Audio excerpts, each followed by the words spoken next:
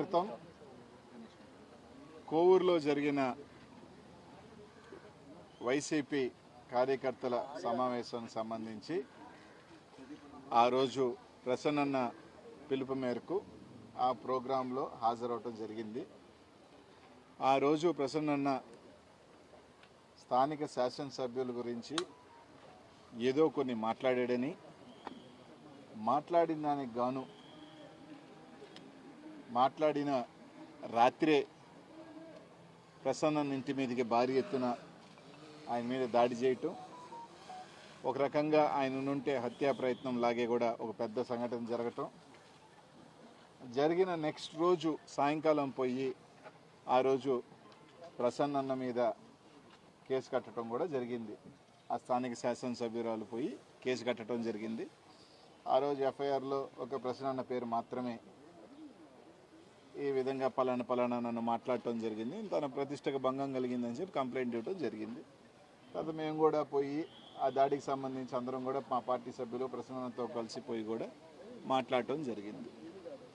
తర్వాత ఇంకో 2 రోజుల తర్వాత హుటాహుటిన ప్రసన్నన్నే కాదు, ప్రసన్నతో పాటు పాల్గొన్న ఒక 5-6 మంది పేర్లు నా పేరుతో కలిపి A2గా నన్ను ఇంకో 4 జత చేర్చడం జరిగింది.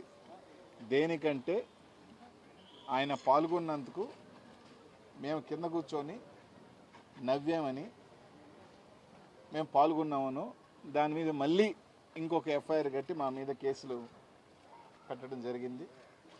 దానికి సంబంధించి ప్రసన్నని ఇంకా మిగతా 4 కూడా విచారణకు పిలిచారు. నన్ను 30వ తేదీ వస్తానని చెప్పాను. మళ్ళీ పోలీసులే 30వ తేదీ కాదు 4వ తేదీ రండి అని చెప్పడం జరిగింది. దానికి సంబంధించి 10 గంటలకు వచ్చాను. 10 గంటలకు వచ్చిన తర్వాత వాళ్ళు కొన్ని క్వశ్చన్లు అడిగారు. ఆ క్వశ్చన్లకు సంబంధించి నా జవాబు ఇచ్చడం జరిగింది.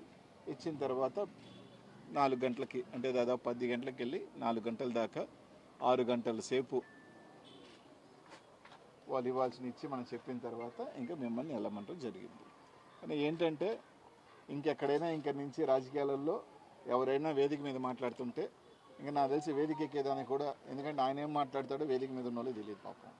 ఆ ఏం మాట్లాడినా కూడా వేదిక మీద ఉన్న వాళ్ళని కూడా జతకట్టి నచ్చిన వాళ్ళ మీద ఫేస్ పెట్టండి.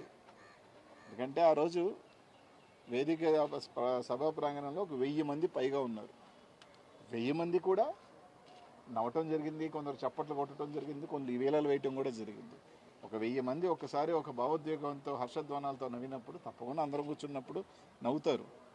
అది స్పాంటేనియస్గా ఒక మనిషికి ఎవరైనా కానీ 1000 మంది మనమైనా కానీ 10 మంది కూర్చొని పడవడా నవ్వితే మనం కూడా నవ్వుతాం. సో ఒక్కొక్కసారి మనలో ఉన్నప్పుడు అలా నవ్వటం జరుగుతుంది. నవ్వటం కూడా తప్పే, నవ్వినా తప్పే, చప్పట్లు కొట్టినా తప్పే, ఏదైనా తప్పే. అంటే ఇంకా ఈ ప్రభుత్వంలో ఇంక ఏం చేయాలో కూడా వాళ్ళే చెప్పాలేమో. ఇంకా మేము నవ్వకూడదు, మీటింగ్లకు వెళ్తే బ్యాండేడ్ వేసుకోవాలా, చేతులు కట్టేసుకో ఉండాలి, మళ్ళీ ఒకవేళ మా చేతులు ఏదైనా అవుతాయో అవి కూడా చెప్తే దానికి కూడా ఒక ప్రోటోకాల్స్ ఇస్తే ఈ విధంగా నడుచుకోవాలి మీరు, ఈ విధంగా నడవాలి మీరు అనిస్తే అవి కూడా నడుచుకుంటాం. ఎందుకంటే ఈ ప్రభుత్వం అలా ఉంది. మరి ఇంకా లాస్ట్కి ఏ స్థాయికి దిగజారిపోయారు, ఇంతకన్నా నేను చెప్పాల్సిన అవసరం లేదు. మళ్ళీ చెప్తున్నాం కదా, పాపం సునకానందం పొందుతున్నారు కొందరు. ఒక కేసు పెట్టు, ఏదో మమ్మల్ని ఒక 5-6 గంటలు ఇన్వెస్టిగేషన్ అని చెప్పి లోపల కూర్చోబెడితే వాళ్ళు ఆనందం పొందితే మనం పొందనేమని. ఒక సునకానందం పొందండి, పర్వాలేదు. ఈరోజు మేము నవ్వితే పెట్టారు, రేపు ఇంకో రోజు ఇంకో ప్రభుత్వం వస్తుంది, నవ్వాల్సిన అవసరం లేదు. కూర్చున్నా కేసు పెడతారు. నువ్వు కూర్చున్నావు కాబట్టి కేసు పెట్టానని, లేదు నిల్చున్నావు కాబట్టి కేసు పెట్టానని కూడా వస్తాయి ఇంక రోజుల్లో. ఆ పరిస్థితులకు ఉన్నాయి కాబట్టి వాళ్ళు అడగాల్సినవి అడిగారు, నేను చెప్పాల్సింది చెప్పేసి.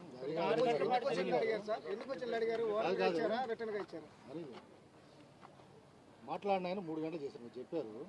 నవ్విన ఆయన 6 గంటలు చేశారు. నవ్వులో 6 గంటలు విచారించేది ఏముంది, ఏం చేశారు లోపల మీరు? 36 క్వశ్చన్లు అడిగారు. 36 క్వశ్చన్లు 6 గంటలు పడుతుంది. 36 క్వశ్చన్లు అడిగారు. దానికి ఒక ఇచ్చారు, రాసిమని చెప్పారు, రాయమని చెప్పి 10 నిమిషాల్లో రాసేసా. ఎందుకంటే దాంట్లో పెద్ద క్వశ్చనర్ ఏం లేదు. మీకు తెలిసి జరిగిందే, తెలియక జరిగిందే, పిహెచ్డి అంటే ఏంది,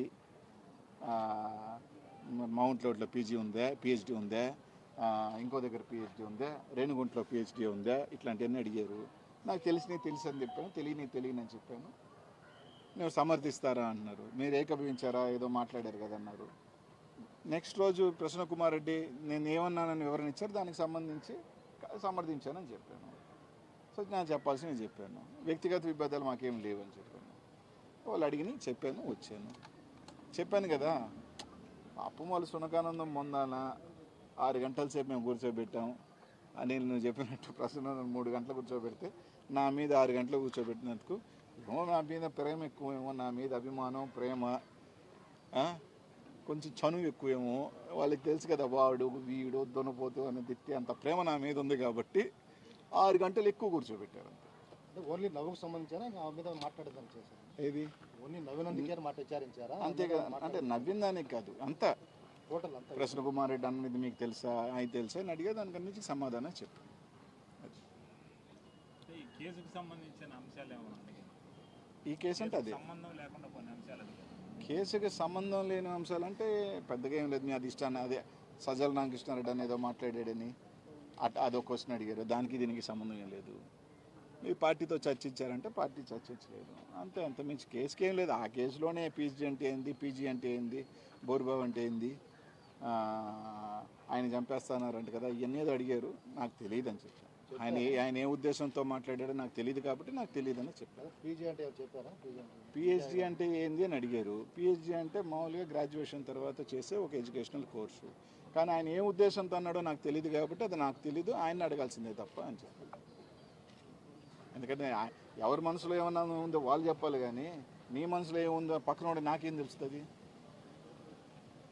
నువ్వు ఏ ఉద్దేశంతో మాట్లాడేముండదు ఆయన అడగాల, నాకేం తెలుస్తుంది? అదే చెప్పాను. నాకు తెలియదు అని చెప్పాను, తెలిసింది తెలిసింది.